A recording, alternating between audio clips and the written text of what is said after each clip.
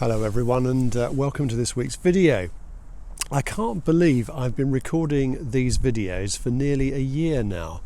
I'm grateful for all the positive comments and the helpful critical feedback. I'm always intrigued by the numbers that watch each week. One hopes that a high number means that a particular subject has spoken into people's lives. A very amateur analysis tells me that different themes are more likely to strike home than others. The most popular has been not long after I got here, when I told my own story of faith. Not as popular as Twitter posts about the hedgehogs in the garden, but close. Stories that ground Christian principles in everyday life are also popular, and those which talk about people you know. Strategic musings don't really do it for you, and cultural reflections even less so. All preachers struggle with the challenge of not repeating themselves too much. As a parish priest after 11 years in post, I well remember people's eyes rolling when I proceeded an illustration with the statement, "I may have used this one before." I probably had, several times. The movement towards holiness that all preachers are trying to encourage is inevitably a mixture of disturbance and casting a vision of a new way of living. I've asked myself what people mean when they kindly compliment you on your sermon after a service. I hope it's not a thank you for reinforcing their existing prejudices in an entertaining and well-argued way.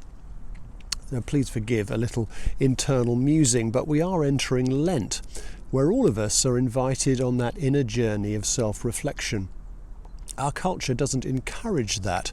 Social media tends to provoke strong, immediate, visceral reactions that a reflective pause might have prevented. Someone passed an internet petition on to me this week that had clearly been provoked by the articles in The Spectator and Times I mentioned in last week's video. I was tempted to sign it, if only to access the comments function to tell the organiser that his premise was bogus.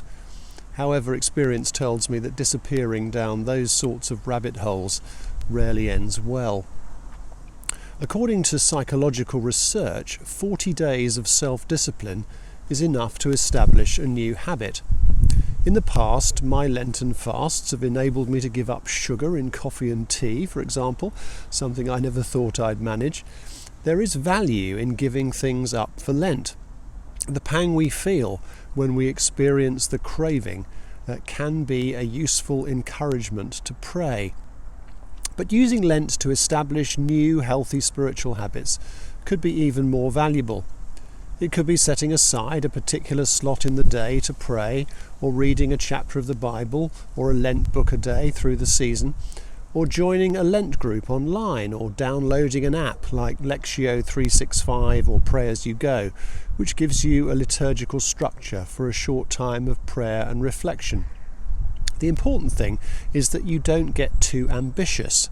If you aren't used to praying or reading the Bible regularly at home, don't set yourself some impossibly ambitious target. You wouldn't go out and run a marathon tomorrow if you hadn't done any training. The point about these disciplines is not to earn brownie points with God. They simply put us in a quiet, reflective place where our lives are open to God's Spirit working with us. It might be more helpful to refer to them as spiritual training or practice rather than discipline, as it conveys the purpose rather better. When Jesus spent those 40 days in the wilderness, it was clearly training and preparation for the ministry that was to come.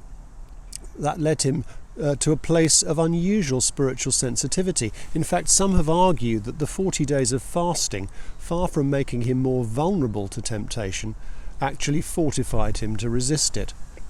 So, you might want to ask, what am I going to do for Lent? Well, recognising my capacity for distraction, I'm going to give up some social media apps, which certainly don't help me focus and be present in the moment. And I'm giving up cheese. I love cheese in quite an unhealthy way, and every time I feel the urge, I shall use it as a spur to praying for two things. Firstly, for those who have far less than I do, and secondly, I will seek, with God's help, to use that desire for something I like to spur a greater desire for Him and for the revival and renewal of God's church in this diocese and throughout the world. I pray that this Lent, the first few verses of Psalm 42 might come alive for all of us. As the deer pants for streams of water, so my soul pants for you, my God. My soul thirsts for God, for the living God. And from Psalm 43, then I will go to the altar of God, to God my joy and delight. Have a wonderful and holy Lent.